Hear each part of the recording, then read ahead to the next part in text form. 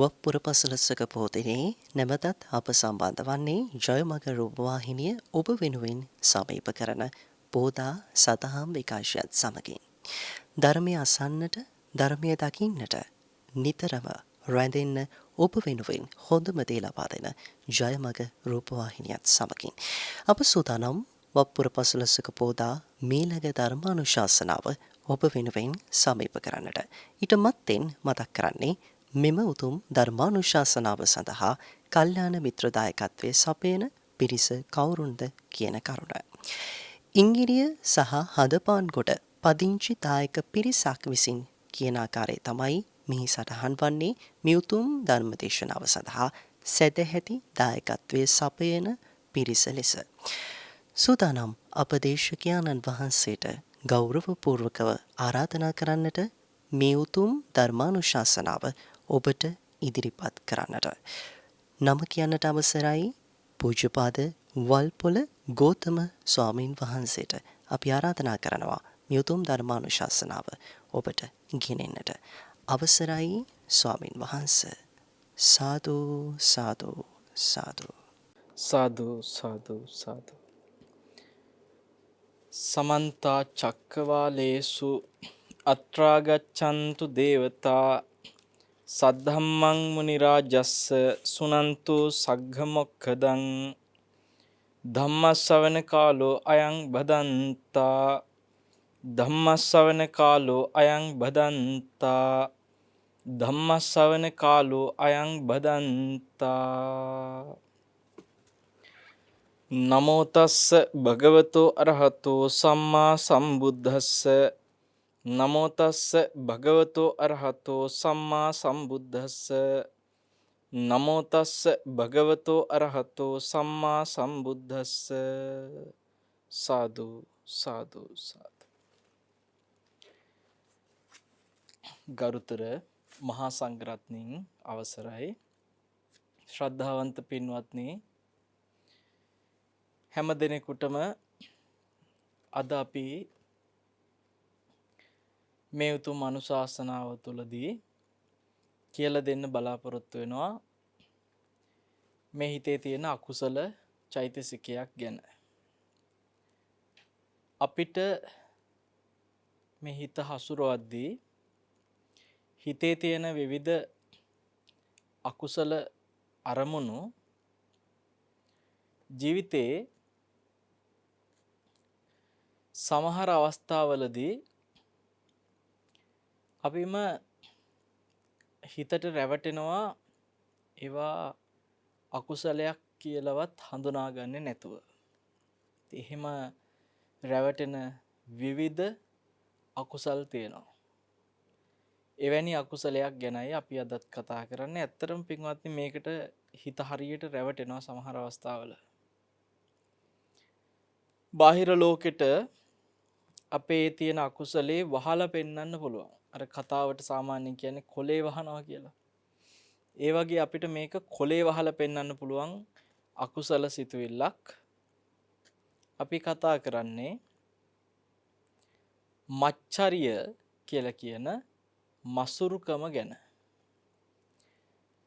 මසුරුකම කිව්වට පස්සේ සමහර විට ඔයත්තන්ට හිතේ හාමුදුරුවෝ එහෙනම් මොනවා හරි අර මසුරු සිටානෝගේ කතාවක් හරි මොකක් හරි කියන්න යන්නේ කියලා. නෑ.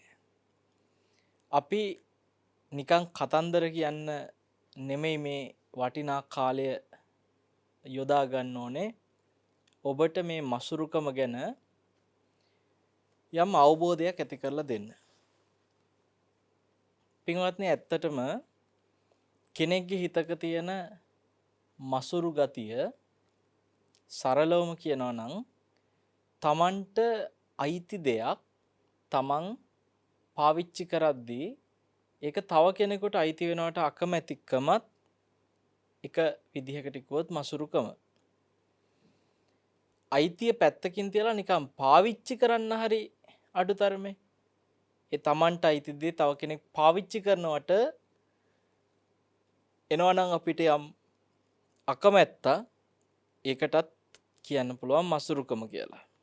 එතකොට මේ මසුරුකම ওই විදියට ආකාර දෙකකින් අපේ ජීවිතේ විවිධ විදිහට විවිධ වේශවලින් විවිධ තැන්වල විවිධ කාරණාවලදී පින්වත්නි මතුවෙනවා. එතකොට මසුරුකම තමන්ගේ හිතේ ඇති වෙනකොට සමහරවිට තමන්වත් ඒක මසුරුකම කියලා තේරුම් ගන්න නැතුව අහුවෙන තැන් තියෙනවා. අපි මේ හැම දෙයක්ම අද මේ දේශනාවේදී කතා කරන්න බලාපොරොත්තු වෙනවා. ඔබට දැන් ඔය තමන් සතුව තියෙන දෙයක් තව කෙනෙක්ට අයිති වෙන එක හෝ පාවිච්චි කරනකට අකමැති වෙනවයි කියන එකට ඒක බැලු බැල්මටම හිතෙනවා ඇති ඒ කියන්නේ මේක ලෝභයද? ඇත්තටම පින්වත්නි ලෝභය කියන එකයි මසුරුකම කියන එකයි මේක පටල ගන්න එපා. මෙතන කාරණා දෙකක්. තමන්ගේ තියෙන දෙයක් තව කෙනෙක් පාවිච්චි කරද්දී ඒකට අකමැති වෙද්දී අපි කියනවා පුදුම ලෝභකම. සමහර ලාවට ඒක තව කෙනෙක්ට අයිති වෙද්දී හෝ තමන්ගේ දේ තව කෙනෙක් පාවිච්චි කරද්දී හෝ ඒකට අකමැති වෙද්දී ඒක ලෝභකමක් කියලා කිව්වට එතෙන්දී කියන්න තියෙන හරි වචනේ ලෝභකම නෙමෙයි මසුරුකම. ලෝභකම කියන්නේ තමන්ගේ දෙයට තියෙන ආසාව. ඒ තමන්ට අයිති දේ කෙරෙහි ඒක රැක ගන්න තියෙන ආසාව ලෝභකම වුණාට ඒක තව කෙනෙක් පාවිච්චි කරනකොට අකමැති වෙන එක ඇතුලේ තියෙන්නේ ලෝභකමට එහා ගියපු අකුසලයක්. එතන තියෙන මසුරුකම. මේක දෙකක් කියන එක හොඳින්ම තේරුම් ගන්න පුළුවන් කාරණාවක් තමයි යම් කිසි කෙනෙක් සෝතාපන්න ඵලයට පත් වෙලා ඉන්නවා කියලා අපි හිතමු. සෝවාන් වෙච්ච ශ්‍රාවකෙක් පින්වත්නි තමන් සතුව තියෙන දෙයක් තව කෙනෙකුට අයිති වෙනවට අකමැති වෙන මසුරුකම තියෙන කෙනෙක් නෙමෙයි සෝවාන් වෙච්ච කෙනා. තමන් සතුව තියෙන දේ තව කෙනෙක් පාවිච්චි කරනවට කිසිම අකමැත්තකුත් නැහැ සෝවාන් වෙච්ච කෙනා. ඒ නිසා සෝවාන් වෙච්ච කෙනාට ඔය මසුරුකම කියන එක දුරු කරපු ඒ මසුරුකමින් මිදිච්ච ශ්‍රාවකයෙක් කියලා ඔබ තේරුම් ගන්න. සෝවාන් වෙච්ච ශ්‍රාවකයා. හැබැයි පින්වත්නි සෝතාපන්න ඵලයට පත් වෙච්ච ශ්‍රාවකයා මසුරුකම දුරු කරලා තිබ්බට ලෝභය දුරු කරලා නැහැ. ඇට ලෝභය තියෙනවා. එතකොට මෙන්න මෙතනදී ඔය මසුරුකමයි ලෝභයයි කියන දෙක ගැන වෙනස තේරුම් ගන්න ඔය සෝවාන් ශ්‍රාවකයාගේ ස්වභාවයෙන්ම මං හිතන ඔබට පැහැදිලි වෙනවා ඇති. මසුරුකම දුරු කරපු සෝවාන් වෙච්ච ශ්‍රාවකයාට ලෝභය ඉතුරුයි. පින්වත්නි අපි මේ වෙනසත් තවදුරට තේරුම් ගනිමින් විවිධ උදාහරණ ඔස්සේ මේ මසුරුකම ගැන අපේ හිතේ අවබෝධයක් ඇති කරගමු. දැන් සාමාන්‍යයෙන් පින්වත්නි ඔය මසුරුකම අපේ ජීවිතේ තමන්ගේ හිතේ තියෙන දෙයක් තව කෙනෙකුට ඒ තමන් අයිතියක් විදියට හිතාගෙන ඉන්න. මේ දේ මට අයිති කියලා තමන්ගේ හිතේ තියෙනවා. අන්නේ තමන්ට අයිතිවාසිකමක් විදියට හිතාගෙන ඉන්න දෙයක් තව කෙනෙකුට අහිමි වෙද්දී අකමැති වෙනවයි කියන එක හැමතැනටම ඒකාන්ත කොට මසුරුකම කියලා කියන්නත් බෑ. මසුරුකම කියන්නේ තමන්ට අයිති දේ තව කෙනෙකුට අයිති වෙනකොට අකමැති වෙන එක කියලා කිව්වට හැම අවස්ථාවක්ම ඒකට මසුරුකම හැටියට කියන්න බෑ. අපි ඒක උදාහරණයක් විදිහට මෙහෙම හිතමු. දැන් ඔබට දැනටම සරලව මම නිකන් කෙටියෙන් කිව්වා ලෝභකම කියන එකත් මසුරුකම කියන එකත් දෙකක් විදිහට තේරුම් ගන්න සිද්ධ වෙනවා. මොකද සෝතාපන්න වෙච්ච ශ්‍රාවකයාගේ හිතේ ලෝභය ඉතුරුයි. හැබැයි මසුරුකම දුරු වෙලා. එතකොට මේක එකක් නම් මසුරුකම දුරු වුණා කියන හිතේ ලෝභයත් දුරු වෙලා තියෙනවානේ. ඉතින් අපි ඕක ගැන මෙහෙම කියත හැකි. අම්මා කියනකොට අම්මා කියන්නේ ගැහණියක්. හැබැයි හැම ගැහණියක්ම අම්මා නෙමෙයි. අන්න ඒ වගේ මසුරුකම තියෙන හිතේ ලෝභය නැහැ කියන්න බෑ. හැබැයි ලෝභය සහිත හිතක හැමතිස්සෙම මසුරුකම තියනවා කියන්න බෑ. ඉතින් ඒ වෙනසත් එක්ක ඔයත්තන්ට මම යම් උදාහරණයක් අරගෙන දෙයක් මෙහෙම තේරුම් කරලා දෙන්නම්. දැන් අපි හිතමු ස්වාමි පුරුෂයා ගැන යම් බිරිඳකගේ හිතේ තියෙනවා මගේ මහත්තයා මගේ විතරයි. බිරිඳක් හිතන්නේ එහෙම. ස්වාමි පුරුෂයා බිරිඳ ගැන හිතන්නේ මේ ඒ මගේ වයිෆ් එයා මගේ විතරයි. එතකොට දැන් මේ මගේම විතරයි කියලා හිතන ඇය හෝ ඔහු ගැන තියෙන ආකල්පයක් මෙයා වෙන කාටවත් අයිති වෙන්න බෑ. එයා මගේ විතරයි. අපි හිතමු පෙම්වතාට පෙම්වතිය ගැන, පෙම්වතියට පෙම්වතා ගැන තියෙනවා. එයා මගේ විතරයි. එයා වෙන කෙනෙක්ට අයිති වෙන්න බෑ. දැන් ඔන්න අපි ඔබට කිව්වා තමන් සතු දෙයක් තව කෙනෙකුට අයිති වෙන එක එහෙම නැත්නම් තමන්ගේ දේ තව කෙනෙක් පාවිච්චි කරන එක මසුරුකම කියලා අපි කිව්වනේ. එතකොට කෙනෙකුට හිතෙන්න පුළුවන් තමන්ගේ ස්වාමි පුරුෂයා සමග අනියම් සම්බන්ධතාවයක් ඇති කරගත්ත යම් තැනැත්තියක් ගැන ඒ ස්වාමි පුරුෂයාගේ බිරිඳගේ හිතට එන අකමැත්ත තමන්ගේ ස්වාමි පුරුෂයා වෙන ගැහණියක් එක්ක ඇති කරගත්ත සම්බන්ධෙදී ඒකට අකමැති වෙන එක ඒ බිරිඳගේ හිතේ තියෙන මසුරුකමද? පින්වත්නි, එතනදී ඇති වෙන අකමැත්ත මසුරුකම වේශයෙන් එන්නත් පුළුවන්. ලෝභයේ වේශයෙන් එන්නත් පුළුවන්. ඔය දෙකෙන්ම තොරව එන්නත් පුළුවන්. ඒ දෙකෙන්ම තොරව එනවයි කියලා කියනකොට අපිට මෙහෙම කියත හැකි. දැන් අපි හිතමු තමන්ගේ ස්වාමි පුරුෂයා එහෙම නැත්නම් තමන්ගේ බිරිඳ වෙනත් අනියම් සම්බන්ධතාවයක් ඇති කර ගැනීම තුළ ඒ අය රැස් කරගන්න අකුසලයට අකමැති වෙන බිරිඳක් හෝ සැමියෙක් ඉන්න පුළුවන්.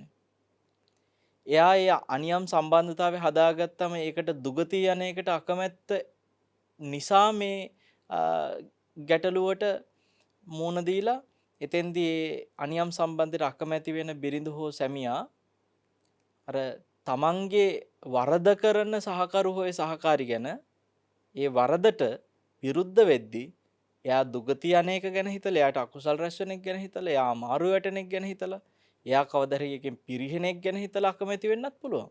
එහෙම උතුම් විදිහට අකමැති වෙන අයත් ලෝකේ ඉන්නවා. ඒතර ඒ අවස්ථාවේදී මසුරුකමත් නැහැ, ලෝභයත් නැහැ. සාමාන්‍යයෙන් ඔය මට්ටමට හිත දියුණු වෙච්ච අය හරි අඩුයි. ගොඩක් වෙලාවට මේ විරුද්ධතාවය ඇතුලේ ලෝභය ඔස්සේ ඒක අවසන් වෙන අවස්ථා තියෙනවා. ඒක තවත් ඉස්සරහට ගිහිල්ලා ඒක ලෝභයට පමණක් සීමා වෙන්නේ නැතුව මසුරුකමිනුත් ඒක කෙලවර වෙන අවස්ථා තියෙනවා. ඉතින් ඔන්න ඔය විදියට එකම සිදුවීම ඇතුලේ මසුරුකම තුල දකින්නත් පුළුවන්, ලෝභය තුල දකින්නත් පුළුවන්, මේ දෙකෙන්ම තොරව දකින්නත් පුළුවන් සිදුවීමුත් තියෙනවා. ඒකින්ද තමයි මම ඔබට කිව්වේ තමන්ගේ දෙයක් තව කෙනෙක් පාවිච්චි කරනකට අකමැති වෙන එක හෝ තමන්ගේ දෙයක් තව කෙනෙක්ට අයිති වෙන එකට අකමැති වෙන එක ඒකාන්ත කරලා කියන්න බෑ මසුරුකම කියලා කිව්වේ ඔන්න ඔය හේතුව හින්දා. දැන් අපි මේක පැහැදිලි කරගනිති පින්වත්නි. අපිට රහතන් වහන්සේලාගේ ජීවිතය දිහා බැලුවොත් සමහරලාට රහතන් වහන්සේලාත් තමන්ගේ සතුව තියෙන දෙයක් තව කෙනෙකුට අයිති වෙන එකට අකමැති වෙච්ච ඒ තමන්ගේ අකමැත්ත ප්‍රකාශ කරපු තැන් මේ දේශනා තුළ නැතුව නෙමෙයි එහෙම තියෙනවා තැන්. මම ලස්සන සිද්ධියක් කියන්නම් ඔබට. ප්‍රසිද්ධ රහත් මෙහෙණින් වහන්සේ නමකගේ සිද්ධියක්. ඇය උත්පලවන්න රහත් මෙහෙණින් වහන්සේ. දවසක් ඇය දානි ටිකක් හදාගෙන එනවා බුදුරජාණන් වහන්සේට. ඒ දානි ටික හදපු විදිය හරිම රසවත් පරාජික පාළියේ චිවර වර්ගයේ තියෙන්නේ. නමුත් ඒ මුළු සිද්ධිය අපි මෙතෙන්දී සාකච්ඡා කරන්න ගියොත් ওই කතාව ටිකක් දිග්ගැහෙනවා. ඒ නිසා අපි මෙහෙම කියන්නම්. ඇය දානි ටිකක් පිළියෙල කරගෙන එනවා භාග්‍යවතුන් වහන්සේට පිළිගන්නන්න. වේළුවනාරාමයට. ඒ වෙලාවේ පින්වත්නි මේ උත්පලවන රහත් මෙහෙණින් වහන්සේ වෙළුවනේට වඩිද්දී බොහොම උදේ පාන්දර හිමිදිරියේම භාග්‍යතුන් වහන්සේ හීල දානේ වළඳන්න කලින් උන්වහන්සේට මේ දාන ටික පිළිගන්නන්න ඕන උනේ ඒ උත්තමාවිට. වඩිනකොට බුදුරජාණන් වහන්සේයි වේළුවනාරාමේ හිටපු අනිකුත් ස්වාමින් වහන්සේලායි ඔක්කොම පිණ්ඩපාතේ වැඩම කරලා නගරෙට එකම එක භික්ෂුවක් විතරක් වේළුවනාරාමේ ඉතුරු වෙලා හිටිය අර ආරාමේ බලා ගන්න නවත්තලා ගියපු හාමුදුරුවෝ. ඒ හාමුදුරුවන්ගේ නම උදායි. මේ උදායි හාමුදුරුවෝ උත්පලවන රහත් මෙහෙණින් වහන්සේගේ අර පිළි අරගත්ත දානේ ටික භාග්‍යතුන් වහන්සේට වැඩියට පස්සේ පිළිගන්වන්නම් කියලා ඒ ටික අරන් තියලා කියනවා මේ මෙන්නහස දැන් ඔබ වහන්සේ බුදුරජාණන් වහන්සේට යම් දානයක් දුන්නා. අපිටත් මොනවා හරි දෙන්න කිව්වා. අර සාමාන්‍යයෙන් කියන ආයාට විතරද අපිට දෙන්නේ නැද්ද කියනවා වගේ බුදුරජාණන් වහන්සේට විතරද ඔබ වහන්සේගේ දන් දෙන්නේ අපිටත් මොනවා හරි දෙන්න කිව්වා. දැන් මේ වෙලාවේ මේ උදායි හාමුදුරුවෝ තනියෙන් හිටියේ වේළුවනාරාමේ. උත්පලවන්න රහත් මෙහෙණින් වහන්සේ කියන ඔබ දන්න බොහොම ලස්සන කෙනෙක්. ගිහි ජීවිතේදීත් බොහෝ ගැටලු ඇති වුණා ඒ ලස්සන නිසා. පැවිදිලායිදීත් බොහෝ ගැටලු ඇති වෙච්ච අවස්ථා තියෙනවා ඒ ලස්සන නිසා. ඉතින් මේකත් ඒ වගේ එක්තරා ගැටලුවක් ඇති වෙච්ච තැනක්. උදායි හාමුදුරුවෝ තනියෙන් මේ ආරාමේ ඉන්න වෙලාවේ උත්පලවන්න රහත් මෙහෙණින් වහන්සේගෙන් ඉල්ලනවා ඔබ වහන්සේ මටත් මොන හරි දෙන්න කිව්වා. මොනවද ස්වාමීනි කිව්වා. එතකොට පින්වත්නි මේ උදායි හාමුදුරුවෝ කියනවා මට අඳනයක් අඩුයි පුළුවන් නම් ඔබ වහන්සේගේ අඳනේ මට අඳනයක් දෙන්න බැරිද කියලා ඇහුවා. පින්වත්නි අඳන සිවුරක් කියලා කියන්නේ පොරවන සිවුරට යටින් අඳින සිවුර. ඒක පොරවන්නේ ඒක අඳින එකක්. ඒ අඳින සිවුර අඳන සිවුර කියලා අපි කියනවා. සාමාන්‍ය මිනිසෙක් සරමක් අඳිනවා වගේ ඇඳට පස්සේ පේන්නේ. එතකොට පොරවන සිවුරට යටින් අඳින අඳන සිවුර ඉල්ලනවා මේ රහත් මෙහෙණින් වහන්සේගේ. හරියට නිකන් යට සිවුර ඉල්ලනවා. මේ භික්ෂුවට තිබ්බේ චීවරයක අඩුපාඩුවක ප්‍රශ්නයක් නෙමෙයි. වෙන ගැටලුවක්. ඒක හිතේ ප්‍රශ්නයක්. මෙයා මෙහෙම ඉල්ලනකොට අර රහත් මෙහෙණින් වහන්සේ කියනවා ස්වාමීනි මගේ තියෙන චීවරවල මට අඳන චීවර තියෙන එකම එකයි. ඒ චීවරේ විතරයි තියෙන නිසා මට ඒක දෙන්න බෑ කිව්වා. ඒ උප්පලවන රහත් මෙහෙණින් වහන්සේ රහත් වෙලා ඒ වෙලාවේ. ඇයට පින්වත්නි මේ උදරයෙන් උඩ උරහිස දක්වා වැහෙන්න අඳින චීවරයක් තියෙනවා. ඔබ දන්නවා මෙහෙණින් වහන්සේලා අඳින සිවුරක් තියෙනවා 60ක් විදිහට. ආන්ගේ චීවරයයි ඊට පස්සේ නානකඩයට අඳින ඒ චීවරයයි පෙම්පහසු වෙනකොට අඳින දෙපොට තනිපොට සහ අඳනය කියන තුන් සිවුරයි විතරයි උත්තමාවිට තිබුණේ. මේ පහ විතරයි. ඒක අඳනයයි තියෙන්නේ. එතකොට සමහරලාවට ස්වාමීන් වහන්සේලා ඒ එක අඳනයක් විතර පාවිච්චි කරද්දී නානකඩේ පාවිච්චි කරනවා ඒ අඳනේ සේදුවට පස්සේ. ඇය විශේෂයෙන් මෙතෙන්දි කියනවා ස්වාමීනි කාන්තා අපිට තියෙන ලැබීම් බොහොම අඩුයි ඔබ වහන්සේලාට වඩා. ඒ නිසා මට තියෙන එක අඳනයයි මට ඒක දෙන්න බෑ කිව්වා. කියන්න ඉල්ලනවා. උදායි හාමුදුරුවෝ කීප සැරයක්ම ඉල්ලුවා. ඔතෙන්දී සමහර විට මේ භික්ෂුවට තිබුණා මේ ලාමක හැඟීමක් අඳනය ගන්න අවශ්‍යතාවයටත් වඩා මේ අඳනය උන්වහන්සේ වෙලාවේ ඉවත් කරලා වෙන චීවරයක් අඳිනකොට ඒ ශාරීරිය දැකීමේ කැමැත්තක් ඇති වුණාය කියලත් සමහරලාවට හිතනවා. විවිධ ග්‍රන්ථවල තියෙනවා එහෙම කැමැත්තක් මේ උදායි හාමුදුරන්ට එතන ඇති වෙන්න ඇති කියලා. නමුත් මේ රහත් මෙහෙණින් වහන්සේ නමක් ඒ උත්තමාවේ මේ පෙරත්ත කරද්දි මේ හාමුදුරුවෝ ඉල්ලා බැහැ කියන්න ආය ඉල්ලද්දී උන්වහන්සේ මොකද කරේ? තමන්ගේ ශරීරය අනවශ්‍ය විදියට කිසිම විදියකින් නොපෙනෙන විදියට ඒ අඳන චීවරය ඉවත් කරලා දෙනවා. උන්වහන්සේ වෙලාවේ සුදුසු චීවරයකින් මේ ශරීරය වහගෙන. ලොකු අපහසුතාවයකට පත් කිරීමක්. උදායි හාමුදුරුවෝ කියන්නේ ඔය වගේ හරියට එක එක ප්‍රශ්න වලට මැදිහත් වෙච්ච භික්ෂුවක් ගොඩාක් ගැටලු ඇති වෙච්ච තැන් තියෙනවා. විනය පිටකයේ සිදුවීම් තියෙනවා. දැන් මේ හාමුදුරුවෝ මේ කරපු දේ ගැන භික්ෂුණීන් වහන්සේලාට ආරංචි වෙනයි කොහොමද? මේ උත්පලවන්න රහත් මෙහෙණින් වහන්සේ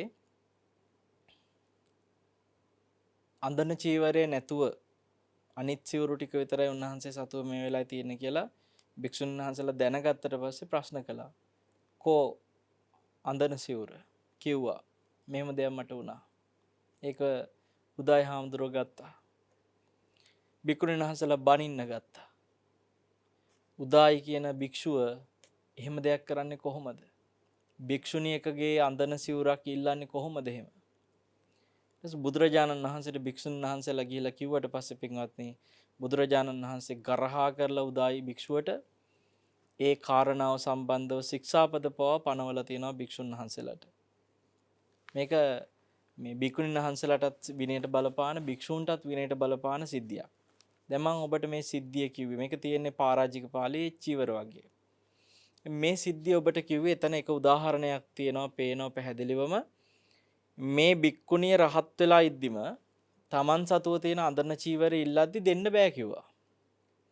ඒතර මේක දෙන්න බෑ කියලා කිව්වේ පින්වත්නි කිසිම ලෝභයකින් නෙමෙයි. මොකද උන්වහන්සේ රහත් වෙලානේ ඉන්නේ. ඒ නිසා කොහෙත්ම මසුරුකමක් තිබුණෙත් නෑ, ලෝභසිතක් තිබුණෙත් නෑ. එහෙනම් ඔබ තේරුම් ගන්න Taman සතුව තියෙන දෙයක් තව කෙනෙක් ඉල්ලුව පමණින් ඔහේ දෙන එක ඇතුලේ මසුරුකම නැහැයි කියන එකම ස්ථිර කරලා කියන්න බෑ. සමහරවිට එතන මෝඩකම තියෙන්නත් පුළුවන්. හරි. එතකොට දැන් උදායි භික්ෂුව මේ උත්තමාවේ ඇඳගෙන ඉන්න සියලුම සිවුරු ටික ඉල්ලුවා නම් මේ තමන් වහන්සේ රහත් වෙලාය මසුරුකමක් නැතිය කියලා තියෙන සියල්ල එහෙම දෙන්න බෑනේ. ඒ නිසා මේ මසුරුකම කියන එක සම්බන්ධ මිනිස්සු හිතාගෙන ඉන්නේ තියෙන සන්තකේ සියල්ලම හූරලා හරි මේ දීලා දැම්මම එතන තමයි මසුරුකම නැත්තේ කියලා. බලනකොට රහත් වෙච්ච උත්තම ආවියොත් තමන්ගේ පොරවගෙන ඉන්න එකම මේ අඳගෙන ඉන්න එකම සිවුර ඉල්ලද්දි බැරි නම් බෑ කියනවා. ඒක දෙන්න බෑ. මට තියෙන එච්චරයි. අපිට සිවුරු ඔබ වහන්සේලාට වගේ නිතර ලැබෙන්නේ නැහැ එහෙම. මෙච්චරයි තියෙන නිසා මට ඒක දෙන්න බෑ. එහෙනම් ඔබ හිතන්න රහත් සිතක් වුණත් ඒ විදිහටයි පින්වත්නි අර කලමනාකරණයක් කියන එකක් ජීවිතේ තියෙනවානේ. එතනදී එකක් අපිට තේරුම් ගත හැකි හැම තැනදීම Taman සතුව තියෙන දේ තව කෙනෙක්ට දෙන්න අකමැති වීම ස්ථිරව මසුරුකම නෙමෙයි කියන එක ඔතෙන්දී මම මේ තේරුම් කරලා දුන්නේ. එහෙනම් යම් බිරිඳක් තමන්ගේ ස්වාමි පුරුෂයා තවත් මේ පරදාර සේවනයක තවත් ගැහණියකට අයිති වෙනවට අකමැති වෙන එක ස්ථිරව මේ මසුරුකම කියන්න බෑ. සමහර අවස්ථාවල ඒක මසුරුකම ඔස්සේ යනවා. ඒක ඒකාන්තයෙන් මසුරුකම කියන්න බෑ. තමන්ගේ පුරුෂයා දාලා වෙන ගැහණියක් ළඟට යනවා නම් මේ වෙනත් පුරුෂයෙක් ළඟට යනවා නම් බිරිඳ තමන්ගේ පුරුෂයව දාලා වෙනත් පුරුෂයෙක් ළඟට යනවා නම් බිරිඳක් ඒ බිරිඳගේ ඒ ක්‍රියාවට ස්වාමි පුරුෂයා අකමැති වෙන එකත් ඒකාන්තයෙන් මසුරුකම කියලා කියන්න බෑ. දෙපැත්තම එහෙමයි. ගැහණියගේ පැත්තෙත් එහෙමයි පුරුෂයාගේ පැත්තෙත් එහෙමයි. මේවා ඒකාන්ත කරලා මසුරුකම කියන්න බෑ. එහෙම ජීවිතේ ගොඩක් අපිට දේවල් තියෙනවා. දැන් සමහර වෙලාවට තමන්ගේ දරුවා තව කෙනෙක් ඉල්ලද්දි සමහරු ඉල්ලන්නේ මට අනේ මෙයාව හදාගන්න දෙන්න. දැන් සමහරලාට හාමුදුරු කෙනෙක් පොඩි ළමයෙක් දැක්කම මහාන කරන්න ඉල්ලනවා.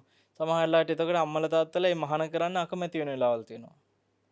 සමහරලාට ළමයි මහාන වෙන්න කොච්චර ඉල්ලුවත් බැහැ කියලා විරුද්ධ වෙන අම්මලා තාත්තලා ඉන්නවා. එතෙන්දී සමහරලාට මසුරුකම නැතුව ලෝභසිතින් සීමා වෙච්ච අවස්ථාවක් වෙන්නත් පුළුවන් ඒක. මසුරුකමම නෙමෙයි. ඒ නිසා මසුරුකමේ වේසයෙන් මසුරුකම නොවි එන අවස්ථා බොහෝ තියෙනවා. එතකොට අර රහත් මෙහෙණින් වහන්සේ බැහැ කියප එක දිහත් කෙනෙකුට හිතෙන්න පුළුවන් අපෝ අඳනට තීච්ච ලෝභකම අඳනටත් මසුරුයි ඒක ඉල්ලුවහම දෙන්න බෑ කිව්වා. දැන් අර හාමුදුරුවෝ ඉල්ලපු එකේ වැරද්ද ගැන මම මෙතන කියන ඒක වෙනම කතාවක්. මේ ඇය බැහැ කිව්ව එක දිහා කෙනෙකුට හිතෙන්න පුළුවන් රහත් වුණා නම් එහෙම බැහැ කියයිද? ඒතර ඔබට දැන් පැහැදිලි වෙන්න ඕනේ රහත් උත්තම උත්තමාවිය තුලත් මසුරුකම වගේ පේන යම් විදිහකට Taman සතු දෙයක් අත් නොහැර ඒ පරිහරණය කරන දේ Taman සතුවම තියාගන්න ගත්ත එවැනි උත්සාහයවන් සමේ දේශනා තුල පේනවා. අපි ඔන්න පින්වත්නි දැන් ඔය කතා කරේ යම් මසුරුකම වගේ පේන මසුරුකම නොවන තැන්. ඊට පස්සේ අපි තව චුට්ටක් මේකේ විමසලා බලමු අනිත් පැත්ත. මසුරුකම නෙමේ වගේ පේන හැබැයි මසුරුකම තියෙන තැන්. ඒකටත් අපි උදාහරණ කීපයක් අරන් බලමු. සමහර වෙලාවට සමාජයේ මිනිස්සු ඔය කලමනාකරණය පරිහරණය කරනකොට තියෙන මේ අවබෝධයෙන් පරිහරණය කරනවායි කියන එක දක්වන මිනිස්සු සමහරලාට හිතනවා අනවශ්‍ය දේවල් වලට මුදල් වියදම් කරන්නේ නැතුව මුදල් බොහොම පරිස්සමෙන් පාවිච්චි කරන්න ඕනේ කියලා. ඔය යමකට වියදම් කරද්දී ඒකට අනවශ්‍ය දෙයක් කියලා එහෙම හිතන අය. එයාලා සමහරලාට පින්වත්නි වියදම් කරන්න අවශ්‍යම දෙයට වියදම් කරන්න නැතුව ඉන්න අවස්ථාවක් තියෙනවා. එයා දන්නෙත් නැතුව ඒ වගේ අවස්ථා මසුරුකම කියලා එයාගේ හිතවත් දන්නේ නැහැ. හැබැයි එළියට ඇවිල්ලා තියෙන්නේ එයා තුලින් මසුරුකම නැමැති අකුසලයේ වෙන අවස්ථා පෙන්වන්න පුළුවන් උදාහරණ. දැන් අපි බලමු එහෙම කීපයක්. මට්ට කුණ්ඩලිගේ තාත්තගේ සිද්ධිය හරිම ප්‍රසිද්ධයි.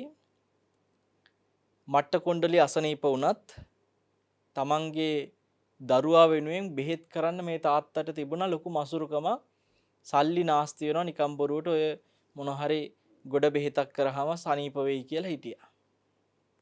බෙහෙත් වලට යන වියදමට අකමැත්තෙන්. හොඳ වෛද්‍යවරයෙක්ට පෙන්වුවේ නැහැ. ඒ වෛද්‍යවරයාට වේදම් කරන්න වෙනවා කිව්වා. ඔය ડોක්ටර්ස්ලාට දෙන එක බෙහෙත් වලට ඊට පස්සේ නිකන් සල්ලි කඩා ගන්නව විතරයි ඕවට පුදුම විදියට වියදම් වෙනවා කියලා එදත් එහෙම තිබ්බයි. වෛද්‍යවරුන්ට කරන වියදම අධිකයි කියලා ඒ නිසා බෙහෙත් කරන්න ඔය නිකම් මොනවා හරි ගොඩ බේතක් කරලා බලනවායි කියලා දැන් තාත්තට ඕනකම තිබ්බා. දැන් පුතාගේ අසනීප වලට ඒ විදිහට ගොඩ බෙහෙත් කර ඉන්නකොට මේක එන්න වැඩි වුණා. ලෙඩේ වැඩි වෙනකොට ඊට පස්සේ මොකද වුනේ? දැන් පුතා ලෙඩ ඇඳෙන් ආයි නැගිටීමක් නැති වෙන්නම ලෙඩ ඇඳටම වැටුණා. හොඳටම අමාරුයි. දැන් ඉතින් ඥාති අසල්වැසියෝ එනවා ළමයා බලන්න. ගේ ඇතුළෙම ළමයා තියාගත්තොත් කාමරේ ගේ ඇතුළට ඇවිල්ලා ඊට පස්සේ ගේ ඇතුළේ තියෙන දේවල් දකිනවා. ඕවා ඊට පස්සේ ඉල්ලනවා. ඕවා හොරකම් කරන් යයි කියලා ගේ ඇතුළේ තියෙන බඩු මුට්ටු දකී කියලා හිතාගෙන ළමයාව ගේ ඇතුළෙන් දකින්න නැති එළියේ තියෙන කොරිඩෝ එකක් ළඟ මේ ඇඳ තියෙනවා. පිටින් එන අයට කතා කරලා යන්න කියලා. තන්නි කර තිබ්බේ මසුරුකම. අන්තිමේදී දරුවා මැරිලා ගියාට පස්සේ තමයි තාත්තට වැඩේ තේරුනේ. අදත් නැද්ද කියලා බලන්න ওই જાති අය සමහර වෙලාවට තියෙන අසනීප වලට ඕන කරන ටෙස්ට් එකක් කරන්න තියෙන මසුරුකම තියෙනවා. බෙහෙත් සල්ලි තියෙනවා. තිබ්බට නිකන් සල්ලි නාස්ති වෙන වැඩ. ඕවා නිකන් බොරුවට මේ වෛද්‍ය ડોක්ටර්ස්ලා සල්ලි කඩා ගන්නවා කියලා. එයා ලෝභයි පින්වත්නි. ඒ තමන්ගේ තියෙන දේ වියදම් කරන්න අසනීපේ වෙනුවෙන්වත්. සනීප කරගන්න කියලා බෙහෙත් වලට වියදම් කරන්න, ටෙස්ට් එකකට වියදම් කරන්න, ડોක්ටර් කෙනෙක්ට පෙන්නන්න, channel කරන්න. එයාට ඒකට නෑ හිතා. මේවට වියදම් යනම් වා කියලා හිතලා සිංහල බේතක් කරන්න ඕනේ කියන එක ඇතුළේ දැන්. නැතුව සිංහල බේතකින් සනීප කර ගමු කියන එක ඇතුළේ සිංහල බේතක් කරන එක කියන නෙමෙයි අපි කියන්නේ මේවට නිකන් අනවශ්‍ය විදිහට වියදම් කරන්න ඕනේ නෑ. ඔය මොන හරි සිංහල බේතක් කරමු කියනකොට අන්න එතන තියෙනවා මසුරුකම. හැබැයි යාගේ එක වේශය මොකද්ද? මසුරුකමේ වේශයෙන් නෙමෙයි ආවේ. නිකන් අනවශ්‍ය දෙයට මුදල් වියදම් කරන්න එපා කියලා. සමහර ඔහොම අනවශ්‍ය දෙයට මුදල් වියදම් කරන්න එපා කියලා හිතාගෙන ඕවාගේ පින්වත්නි අවශ්‍ය දෙයට කරන වියදමත් අතෑරගෙන ගිහිල්ලා අන්තිමේදී මොකද වෙන්නේ? ඊටත් වඩා මහා වියදම් කරන්න වෙනවා. සමහර ලාවට මේ පුංචි ටෙස්ට් එකක් කරපු නැති මිනිස්සයා ඒ ලෙඩේ වැඩි කරගෙන මහා ඔපරේෂන් වලට වියදම් කරනවා අන්තිමේදී. තමන් පාවිච්චි කරන වාහනේ පොඩි දෙයකට වියදම් කරන්න තියෙන පොඩි සර්විස් එක මොනවා හරි දෙයක කරන වියදමට ලෝභකමේ ඉඳලා අන්තිමට ලොකු රිපෙයාර් වලට ගිහිල්ලා ඒවට වියදම් කරන අවස්ථා තියෙනවා. ඔය වගේ පින්වත්නි කරන්න ඕන වියදම සමහර වෙලාවට මසුරුකමින් ඒක නොකරන මිනිස්සු අමාරු වැටෙන තැන් තියෙනවා සමාජයේ. ඔය ඔතනදී ආවේ මූල්‍ය කළමනාකරණයේ වෙස්යෙන් මේ මසුරුකම. මුදල් පරිහරණය නිකන් අනවශ්‍ය දෙයට යොදවන්න ඕනේ නැහැ කියලා හිතාගත්ත මසුරුකම. දැන් අපි ඔය වගේම බලමු සමහර අවස්ථා තියෙනවා පින්කම් කරන්න ගියාමත් එන මසුරුකම් හැබැයි මසුරුකමේ වෙස්යෙන් නෙමෙයි. එයා ඒක පින්කම ඇතුලේ මසුරුකමක් කියලා හිතෙන්නේ නැහැ. එයා හිතාගෙන ඉන්නේ මේක මම මේ පින පිළිබඳව අවබෝධයෙන් ඇති වෙච්ච සිතුවිල්ලක් කියලා. උදාහරණ වලට අපි එකක් දෙකක් ගමු. සමහරු හිතනවා දැන් හාමුදුරුවන්ට කරන්න ඕන දානයක් පිළිබඳව ආරංචි වුණොත් මේ හාමුදුරුවෝ ටිකට අපි මෙහෙම දානයක් දෙනවා ඔයත් උදව් කරන්න. සමහර වෙලාවට මෙයාගේ හිතට එනවා ඔය හාමුදුරුවෝ දුස්සීලයි. හාමුදුරුවන්ට දීලා වැඩක් නැහැ. දෙනවා නම් දෙන්න ඕනේ සිල්වත් හාමුදුරුවෝ ටිකක් හොයලා. ඕගොල්ලෝ කරන්න මං ඕවට ඉන්නේ නැහැ. ඔය දුස්සීල හාමුදුරුවන්ට මට දෙන්න අවශ්‍ය නැහැ. සමහරලාට ආය වෙලාවේ අර හාමුදුරුවන්ගේ දුස්සීලකම එළියට ඇදගෙන කතා කරාට එයා දන්නේ නැහැ එයාගේ ඇතුලේ ආවේ එයාට ඒ පින්කමට වියදම් කරන්න තියෙන අකමැත්ත එක්ක මසුරුකම කියලා. එළියට පෙන්වන්නේ දුස්සීල හාමුදුරුවරුන්ට දෙන්න තියෙන අකමැත්තක් කියලා. සිල්ලතුන්ට දෙන්න කැමතියි කියලා වරුවට පෙන්නනවා. හැබැයි එහෙම දෙන්නෙත් නැහැ. මසුරුකම. මසුරුකම එක එක විදියට එනවා. සමහර වෙලාවට පින්වත්නි ලොකු පින්කමක් කරන්න කෙනෙක් බලාපොරොත්තු වෙනකොට ඒ පින්කම කේවල් කරනවා. දැන් එහෙම කේවල් කරලා වෙච්ච සිද්ධියක් අපි ඔබට කියන්න. ඔය කාශ්‍යප බුද්ධ ශාසනයේදී මහා සෑයක් ඒක ඝන 13 වහන්සේලා තැන්පත් වෙච්ච කාශ්‍යප බුදුරජාණන් වහන්සේගේ ධාතු තැන්පත් එකම සෑය ශාරීරික ධාතු තැන්පත් එකම සෑය. ඉතින් මේ සෑය විශාල සෑයක් විදියට ගොඩනගන්න මේ සෑයේ සැලසුම් කරුවන්ට ඕන වුණා. ඒ වෙලාවේ පින්වත්නි ඉංජිනේරුවෙක් විදියට සම්බන්ධ වෙච්ච කෙනෙක් මේ වෙලාවේ මේ තියෙන ප්ලෑන් එක පිළිබඳව හැමෝගෙම හිතේ ඇති කරනවා ඒක අසාර්ථක සැලැස්මක් එච්චර ලොකු ඒවා හදන්න ඕනේ නැහැ. ඔය ඊට පස්සේ කවුද මේන්ටේන් කරන්නේ? ඔවා පවත්වගෙන යන්න පුළුවන් සයිස් එකට ඕක හදාගත්තම ඇති කියලා හිත හදනවා අනිත් අයගේ හිතේ අර සෑය කුඩා කරලා හදවන්න. ඉතින් කට්ටියට හිතනවා ඇත්ත තමයි. එහෙම ලොකුවට හැදුවට පස්සේ ඕක කරදරයි. මේ පවත්වන් යන්න පුළුවන් මට්ටමට හදන්න ඕනේ කියලා අර සැලසුම් කරපු ප්‍රමාණය අඩු කරනවා. මොකද උනේ? මේ ඉංජිනේරුවා ගෞතම බුද්ධ ශාසනයේ වෙනකොටත් මනුෂ්‍ය ජීවිතයේ උපත ලබනවා. එයා එදා ඒ ඉංජිනේරුවෙක් විදිහට ඒ පින්කමට සම්බන්ධ වෙද්දී ඒ පින්කමේ කටයුතු වලදී ඊටාම ගෞරවයෙන් වැඩ කළත් එයාගේ හිතේ ආපු මසුරුකම එයා හිතුවේ මසුරුකමක් වෙයිසෙන්නේ නෙමෙයි. එයාට හිතුනේ මේන්ටේන් කරන්න පුළුවන් විදියට පවත්වගෙන යන්න පුළුවන් විදියටයි මම මේ ප්‍රමාණය අඩු කළේ කියලා නිකන් අර කලමනාකරණය කරලා දුන්නා වගේ හැඟීමකින් තමයි එයා එතන හිතුවේ. හැබැයි මසුරුකම කියලා එයාට අඳුර ගන්න බැරි වුණා. පින්වත්නි මෙයා තමයි ස්වාමින්වහන්සේලා අතරේ කුඩාම පෙනුමක් තියෙන ලකුණ්ඨ බද්දිය මහරහතන් වහන්සේ. ඔබ දැකලා ඇති වැඩිහිටි පෙනුමක් තියෙන මුහුණ තියෙන හැබැයි ලදරු පාසල් යන එක වසරේ වගේ නිකන් අර ප්‍රාථමික පන්තියක ඉන්න පුංචි දරුවෙකුගේ උස තියෙන මිටි ඒ කියන්නේ කුරු මිනිස්සු ඉන්න ලෝකේ. අන්න ඒ වගේ කුරු ස්වභාවයක් මිටි ස්වභාවයක් මේ ලකුණ්ඨ බද්දී ස්වාමීන් වහන්සේට තිබුණේ. හේතුව අරකයි. චෛත්‍ය කුඩා කරලා සැලසුම වෙනස් කළා. ආවේ මසුරුකම කියලා අඳුරගත්තේ නැහැ පින්වත්නි. සමහර වෙලාවට මේ වගේ මසුරුකමින් පින්කම් කේවල් කරලා බොහෝ දුගතිය දුක් විඳින අය ඉන්නවා. පුස්ස කියලා බුදුරජාණන් වහන්සේ නමක් හිටියා කල්ප 100කට කලින්. ඒ කාලේ හිටපු සිටුවරයෙකුට එක ඥාති කට්ටියක් හිටියා. ඒ සිටුවරයා දන් දෙනවා පේන්න බෑ. ඒ සිටුවරයා දන් දෙද්දි ඒවට හැම තිස්සෙම අකුල් හෙලනවා, කකුලෙන් අදිනවා, ඒවට බාධා කරනවා. අන්නේ ඥාති කට්ටිය ඒ කරපු බාධාවලට ඒ පින්කම් වලට විරුද්ධ වෙච්චට පින්වත්නි අන්තිමට නිරේ ඉපදුනා. මේ සිටුවරයා කල්ප 100කට කලින් එදා පුස්ස බුදුරජාණන් වහන්සේට දන් දුන්නා වගේම පස්සේ බුද්ධ ශාසනවලදීත් බොහෝ පින්කම් කරපු සිටුවරේ එතුමා තමයි බිම්බිසාර රජතුමා වෙලා ඉපදුනේ. එතකොට ඔබට මතක ඇති බිම්බිසාර රජතුමා වේළුවනාරාම පූජාව කරපු දවසේ රාත්‍රියේ හීනෙන් දකිනවා පින් ඉල්ලන පෙරේතයෝ ටිකක්. මේ පෙරේතයෝ ටික අර කල්ප 100කට කලින් පුස්ස බුද්ධ ශාසනයේදී එදා නිරේ ඉපදිච්ච ඒ ඥාති නිරෙන් මිදුනේ පින්වත්නි මේ භද්‍රකල්පේ කාශ්‍යප බුද්ධ ශාසනයේදී. එතකොට භද්‍රකල්පේ එන්න පෙර කල්ප 100කට කලින් පුස්ස බුද්ධ ශාසනයේ නිරේ ගිය කට්ටිය භද්‍රකල්පෙදී නිරේ මිදුණා කියන්නේ එහෙනම් ඔබ හිතන්න කල්ප 100ක් නිරේ ඉඳලා මසුරුකම නිසා පිනට ඒ කියන්නේ අනුන් කරන පිනටත් දැන් තමන්ගේ දෙයට තමන්ගේ දෙයක් තව කෙනෙක් පරිහරණය කරන එකට තමන්ගේ දේ තව කෙනෙක්ට අයිති වෙන එකට තියෙන මසුරුකමට එහා ගිහිල්ලා අනුන්ගේ දෙයටත් මසුරු වෙනවා. තමන්ගේ ඥාතියා දන් දෙන එකට තමන්ගේ ගෙදර වෙන කෙනෙක් දන් දෙන එකට මේ තමන්ගේ දෙයක් නෙමෙයි එයා දන් දෙන්නේ එයාගේ දෙය. හැබැයි ඒක දිහා බලන් ඉන්න බෑ. ඒ අනුන් කරන දන් දීමටත් විරුද්ධ වෙනවා. එහෙම එකක් නේ උතන උනේ.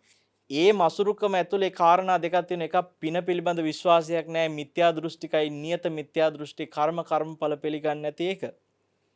අන්නේ නියත මිත්‍යා දෘෂ්ටිය සහ මේ මසුරුකම ඇතුලේ කරපු පින්කම් වලට බාධා කරපු කකුලෙන් ඇදපුවා ඒ අකුල් හෙලපුවා සියල්ලම විපාක විදියට කල්ප 100ක් නිරේ දුක් විඳලා ඒකත් එතනින් එහාට සුගතියක් නැහැ. ඒත් ආවේ පෙරේත ආත්මෙට. කාශ්‍යප බුද්ධ ශාසනයේ පෙරේතයෝ ටිකක් වෙච්ච කට්ටිය ගෞතම බුද්ධ ශාසනය වෙනකම්ම පෙරේතාත්මය. කියන්නේ බුද්ධාන්තරයක් පෙරේතාත්මෙත් ඉන්නවා. අරකේ විපාක ඉතුරු වෙච්ච ටිකත් ඒකත් දරුණු විපාක. ඉතුරු වෙච්ච චුට්ටක්. හිතන්න නිකන් අම්මා මරලා තාත්තා මරලා අනන්තරී පාප කර්ම කරගත්ත කෙනත් උපදින්නේ කල්පයයි නිරේ.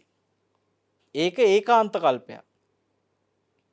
ආනන්තරී පාප කර්ම කරගත්ත කෙනා කල්පයක් නිරේට යද්දී මසුරුකම නිසා පිනවලක්කපු කට්ටිය කල්ප 100ක් නිරේ දුක් විඳා. එහෙම බැලුවට පස්සේ පින්වත්නි ආනන්තරී පාප කර්මයක් කරගත්තරත් වඩා මහා දරුණු කර්මයක් මේ මසුරුකමත් එක්ක කියන වචන ඇතුලේ මසුරුකම නිසා කරන ක්‍රියා ඇතුලේ තියෙනවායි කියලා හිතන්න වෙනවා. හරි බරපතලයි. මේක හරි දරුණුයි. කෙනෙක් සෝවාන් වෙනවා කියන්නේ ඔන්න ඔය මසුරුකමෙන් නිදහස් වුණා කියන්නේ පින්වත්නි ඔබ හිතන්නේ එතකොට එයා සතර අපායන් සදහටම නිදහස් වෙනවයි කියන එක ගැන කතා කරන්න දෙයක් තියෙනවද? ඒකේ තියෙන සැප. ඒ කියන්නේ සෝතාපන්න වෙච්ච කෙනෙක් මොන දුකකින් මිදෙනවද එහෙනම් මේ මසුරුකම වගේ පටු හිතකින් නිදහස් වෙනකොට පින්වත්නි. නැත්තම් මේ සංසාරේ අපි මසුරුකම කියන පටු හිත හින්දා කරගත්ත අකුසල් අප්‍රමාණයි. කොච්චර මේ වගේ අකුසල් අපේ හිත වලින් වෙනව ඇද්ද?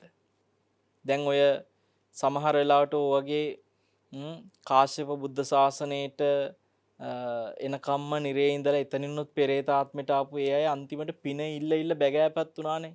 බිම්බිසාර රජතුමා වේළුවනේ පූජා කරපු දවසේ අනේ දෙන්න කගා පින් ඉල්ලනවා.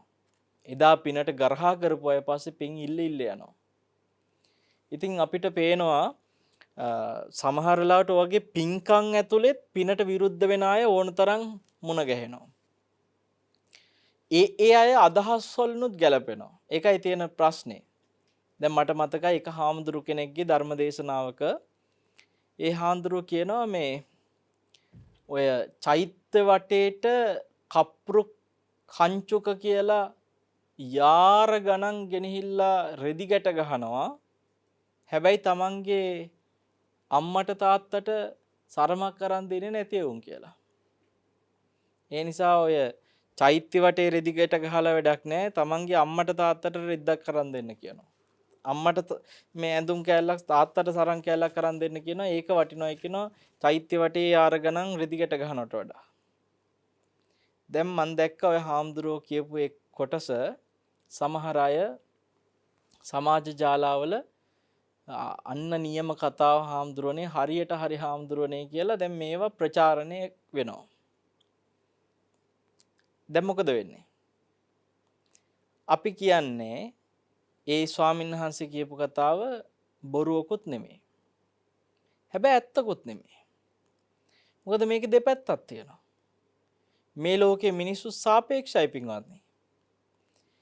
ඒ කියන කතාව ඒකාන්තයෙන් ඇත්ත වෙන්නේ සෑම කංචුකයක් බඳින සියලුම සෑයකට යොදුනක් හෝ කීයක් හෝ කියලා දුර ප්‍රමාණ යාර කොච්චර හරි අරගෙන සෑයකට ඒ කප්රුක් පූජාවක් කංචුක පූජාවක් කියලා ඒ පූජාව කරපු අය තමන්ගේ අම්මට තාත්තට ඒකාන්ත කොට සලකන්නේ නෑමයි කියලා අපිට කියන්න පුළුවන්ද?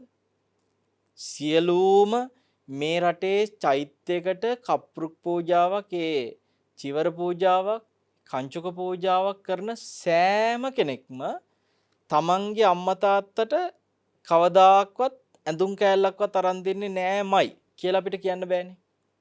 එහෙම පූජාත් කරන ගමන් අම්මා තාත්තට සලකන අයත් ඉන්නවා සලකන්නේ නැති අයත් ඉන්නවා.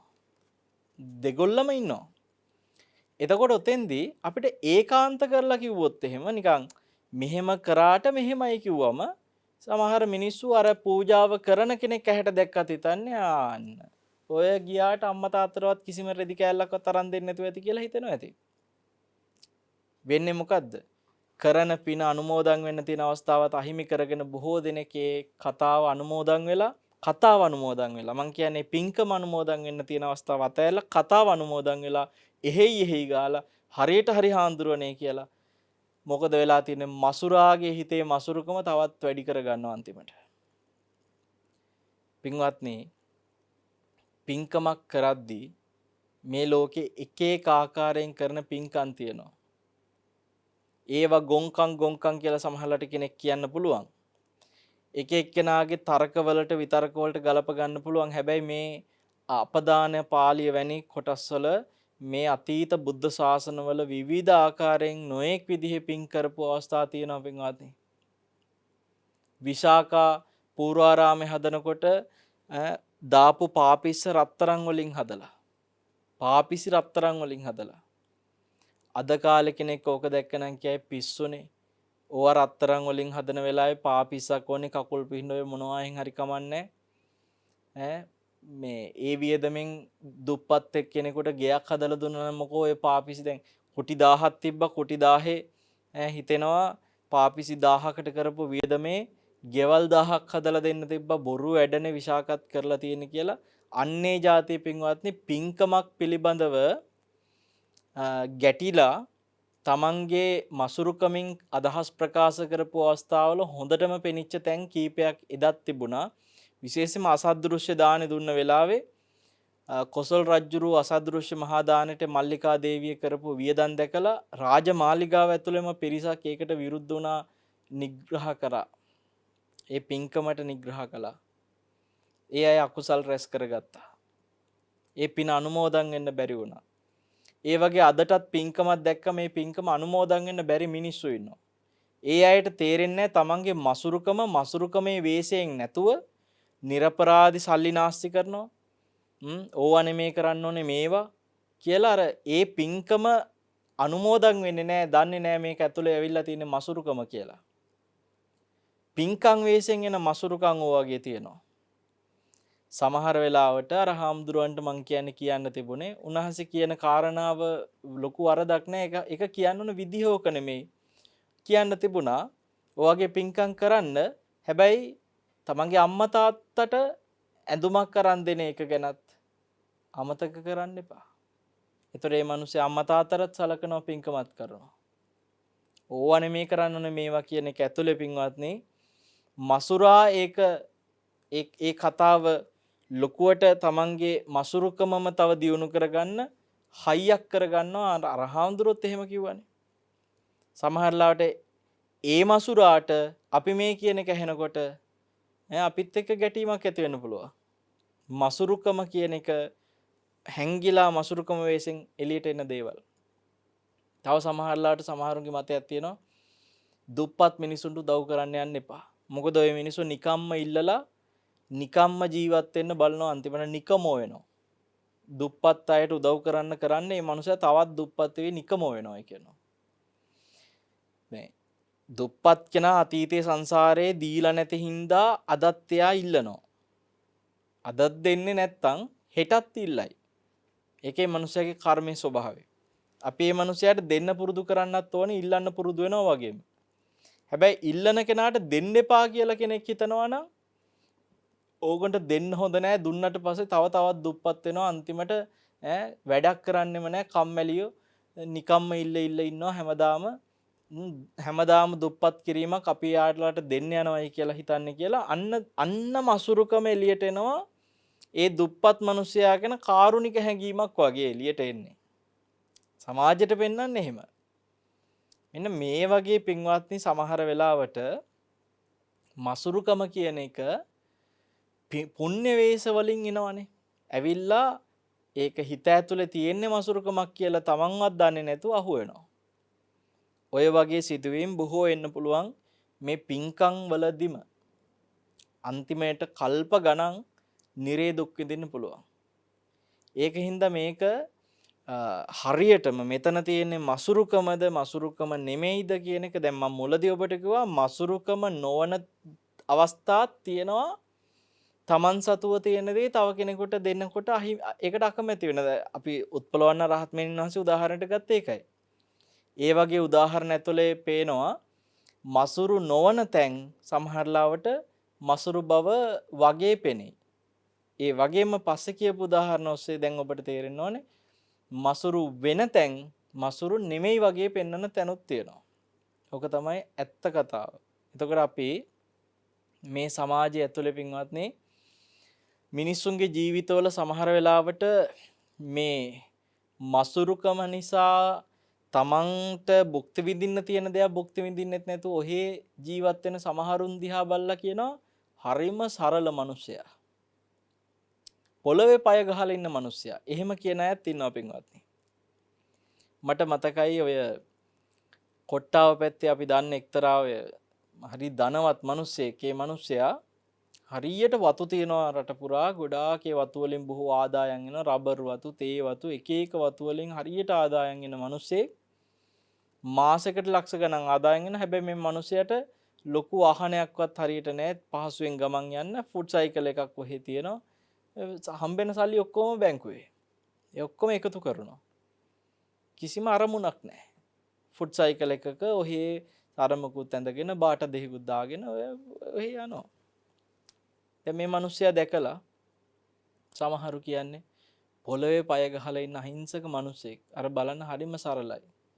සල්ලි කොච්චර තියනවද? එනට හරිම සරලයි කියනවා. පින්වත්නි ඒ જાතියේ මිනිස්සු දිහා බලලා පොළවේ පය ගහලා ඉන්න මිනිස්සයා කියලා හිතන සමහරු දන්නේ නැහැ මේ මිනිස්සයා එක පැත්තකින් මේ මසුරුකම නේද මේ විඳවන්නේ කියලා.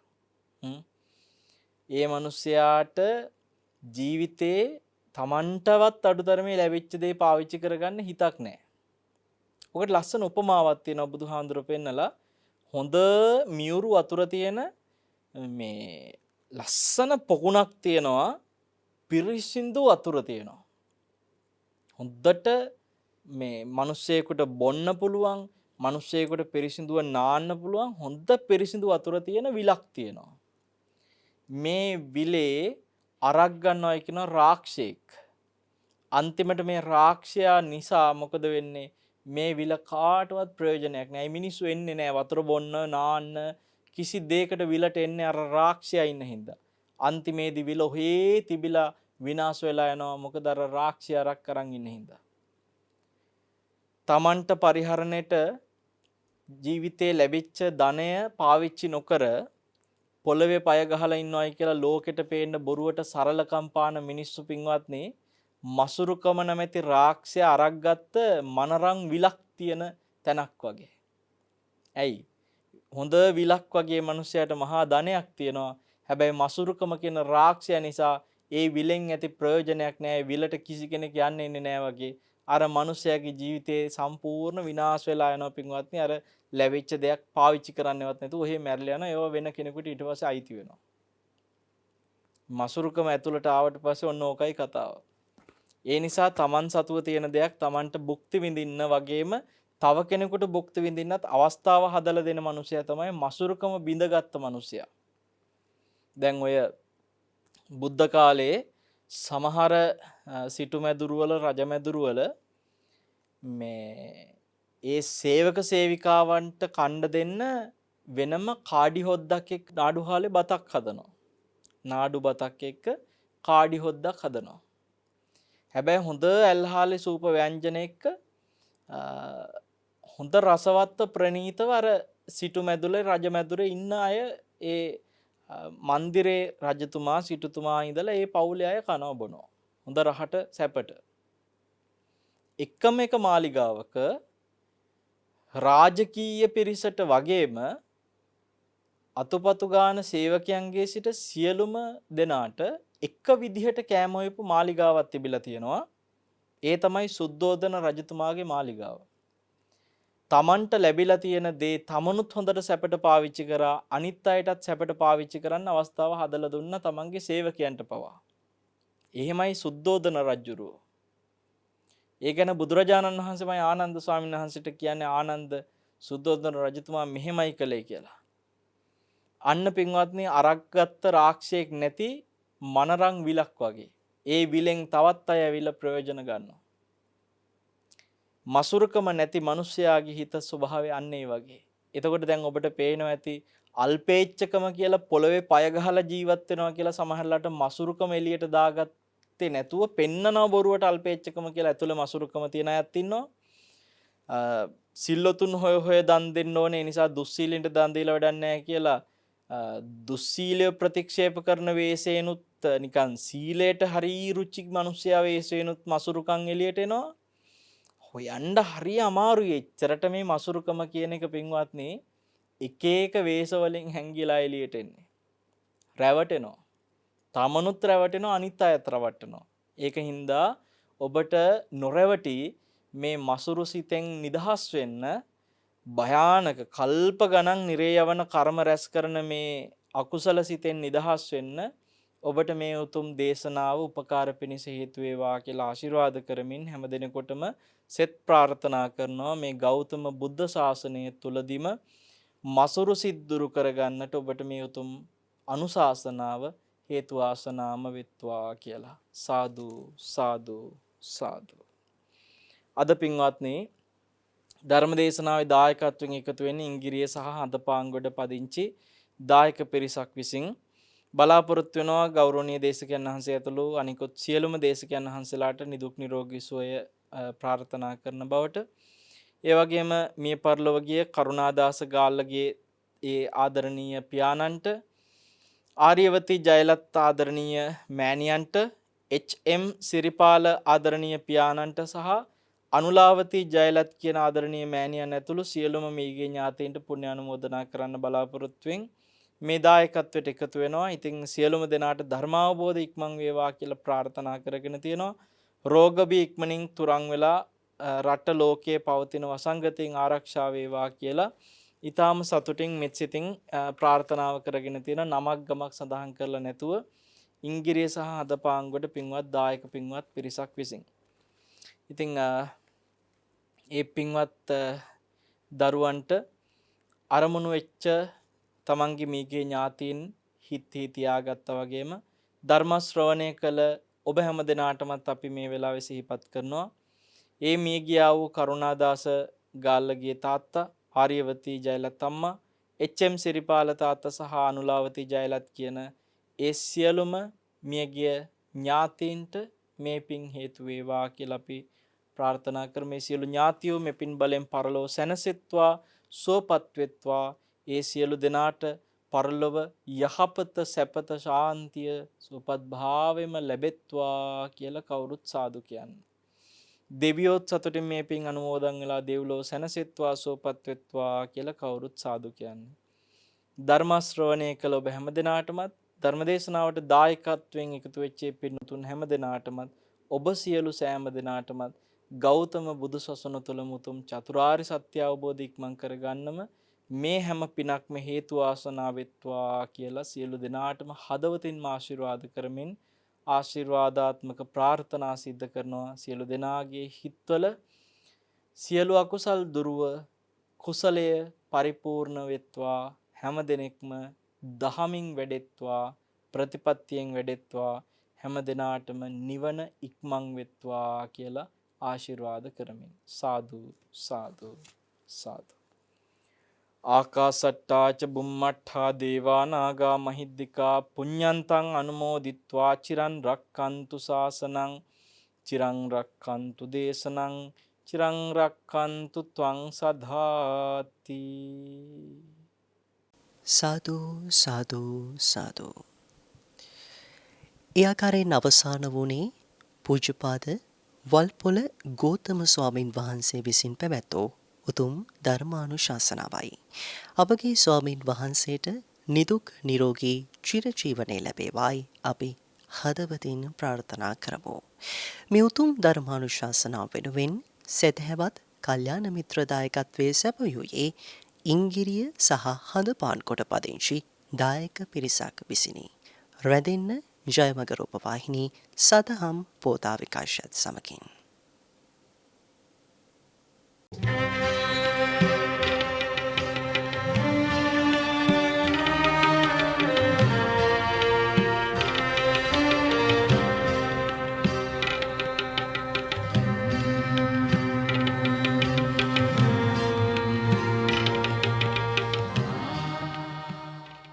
මෙවැනි වටිනා ධර්මදේශනා නැරඹීමට ජයමග TV YouTube නාලිකාව සබස්ක්‍රයිබ් කර සීනුව ලකුණ ක්ලික් කරන්න.